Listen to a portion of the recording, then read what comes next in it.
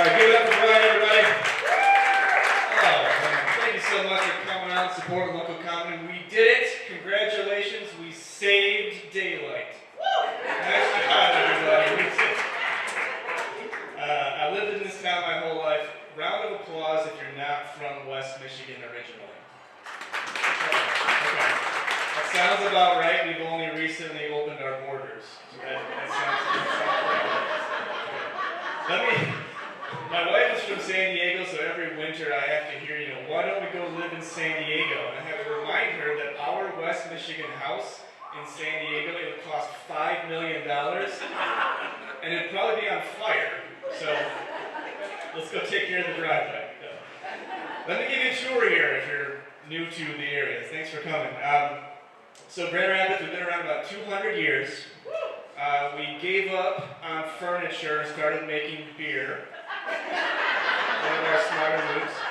We were the first city in the world to put fluoride in our drinking water. Yeah, so when your crazy uncle is like, the government's putting chemicals in the water, you can be like, yeah, go Griffins. They are. Yeah, man. We've got two major universities here in Grand Rapids. We've got Calvin College, where $50,000 a year you can get incredibly sexually frustrated. We have Grand Valley State University here. Oh, yeah. Make some noise when you hear your backup school. We've got Grand Valley State University. Grand Valley leads the nation in graduating nurses that become realtors.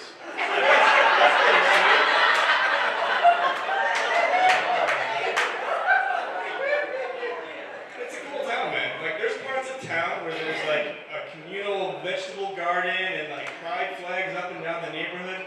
And then you cross the street and there might be an unregistered gun rally happening. How's that for diversity? That's pretty good. Speaking of Byron Center, I would ask if any of you are from Byron Center. No one's from Byron Center. You all moved to Byron Center. Byron Center is the Austin, Texas of Grand Rapids. And I've lived in almost every suburb here. I lived in Wyoming. I've lived in Granville. If you're from Granville, here's what I know about you. You probably drag your kids to the same church that your parents dragged you to, right? And then you give your kids a biblical coloring book and you say, make sure you make the eyes blue. Show me the coloring books. I'll take it back. I lived in Kentwood. If you don't know where Kentwood is, it'll be on the news tonight. Third grade, I moved to East Grand Rapids. Are there any other pretentious douchebags here? I lived in Forest Hills. Don't applaud yet. If you're from Forest Hills, chances are you lost your virginity in the back of a BMW.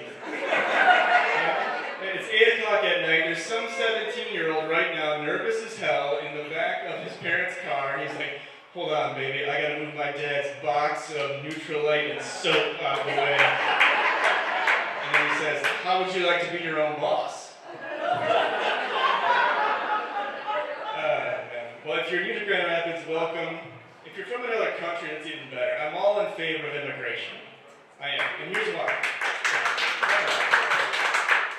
Because economics 101, right? The workforce in has to be greater than the workforce out in order for there to be growth. So if you're not in favor of immigration, then you're in favor of these creepy-ass robots that we're inventing to replace all of us. These robots have no culture.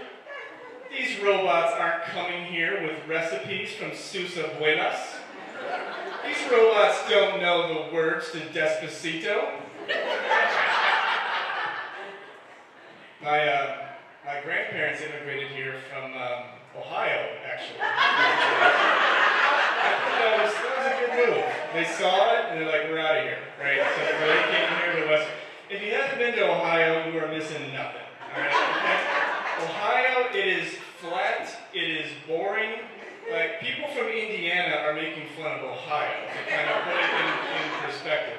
If you were to do like a 5th grade geometry report on Ohio, you would say their main import is meth, and their main export is meth laced with fentanyl.